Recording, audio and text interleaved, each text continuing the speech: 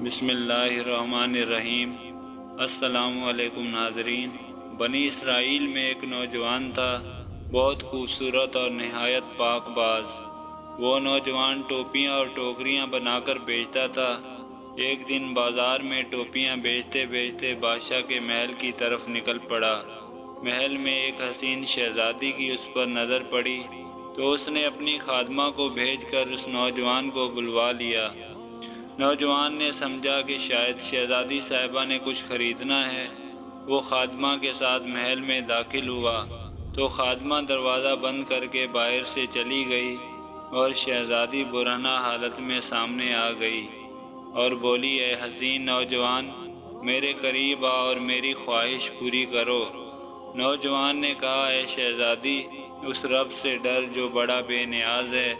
شہزادی نہ مانی اور دھمکی دینے لگ پڑی کہ اگر تو نے میری تسکین پوری نہ کی تو میں بادشاہ سلامت کے پاس شور مچاتی اسی حالت میں جاؤں گی اور کہوں گی کہ اس نوجوان نے میری عزت زبردستی لوٹنے کی کوشش کی ہے۔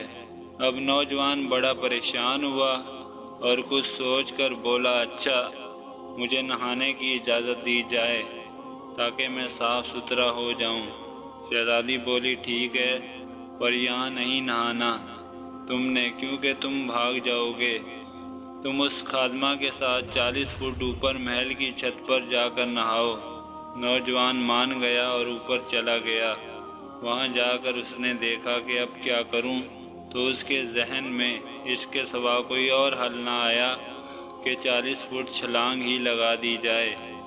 اس نے چھلانگ لگاتے وقت دعا پڑھی، اللہ پاک، مجھے تیری نافرمانی پر مجبور کیا جا رہا ہے اور میں اس برائی سے بچنا چاہتا ہوں۔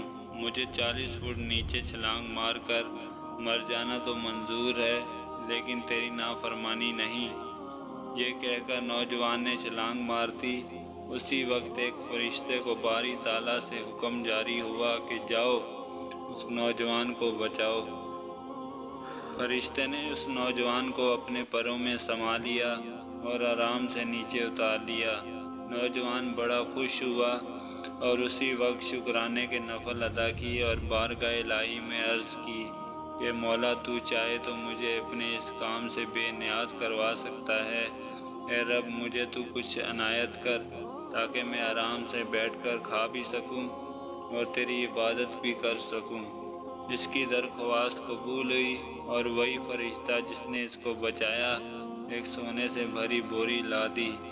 عظیم نوجوان نے پھر سجدہ شکر ادا کیا اور بولا، اے میرے پروردگار، یہ جو سونا اسی رزق کا حصہ ہے جو مجھے دنیا میں ملنا تھا تو اس میں برکت فرما، اور اگر یہ اس اجر کا حصہ ہے جو مجھے آخرت میں ملنا ہے اور اس کی وجہ سے میری آخرت کے اجر میں کمی ہوگی تو مجھے یہ دولت نہیں چاہیے۔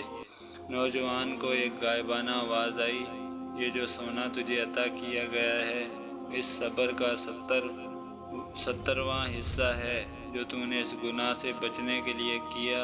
اس نوجوان نے کہا، اے میرے مالک، مجھے ایسے خزانے کی حاجت نہیں جو آخر میں میرے اجر میں کمی کا باعث بنے۔ چنانچہ نوجوان نے جب یہ بات کہی تو سارا سونا اسی وقت غائب ہو گیا۔ اللہ پاک ہمیں اور آپ کو برائی سے بچائے، آمین ثم آمین۔